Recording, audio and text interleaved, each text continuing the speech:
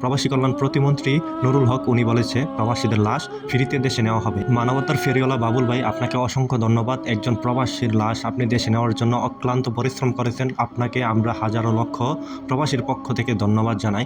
আপনি যে কাজটা করেছেন অবশ্যই প্রশংসনীয়, খুবই ভালো একটি কাজ করেছেন। তবে হ্যাঁ, এই কাজটি করার দরকার ছিল প্রবাসী কল্যাণ প্রতিমন্ত্রী, প্রবাসী কল্যাণ মন্ত্রণালয়, প্রবাসী কল্যাণ প্রতিমন্ত্রী নুরুল হক উনি বলেছে প্রবাসীদের লাশ ফ্রিতে দেশে নেওয়া হবে। এইখানে তার পরিবার বাড়ি ভিটা সব কিছু বিক্রি করে 1.5 লক্ষ টাকা, 1,60,000 টাকা জোগাড় করেছে। বাকি টাকা মানবতার ফেরিওয়ালা বাবুল ভাই এসে ভিডিও করে সবার হাতে পায়ে ধরে টাকা জোগাড় করেছে। আপনাকে স্যালুট বাবুল ভাই। তবে হ্যাঁ, আমাদের প্রবাসীদের যে এই দায়িত্বটা নিয়েছে নুরুল হক, কল্যাণ প্রতিমন্ত্রী, ওনার দায়িত্ব প্রবাসী কল্যাণ প্রতিমন্ত্রী, প্রবাসী কল্যাণ মন্ত্রণালয়ের এই দায়িত্ব যে প্রবাসীদের লাশ দেশে নেওয়ার ফ্রিতে। সে বলেছে, কথা দিয়েছে, কিন্তু রাখেনি কথা।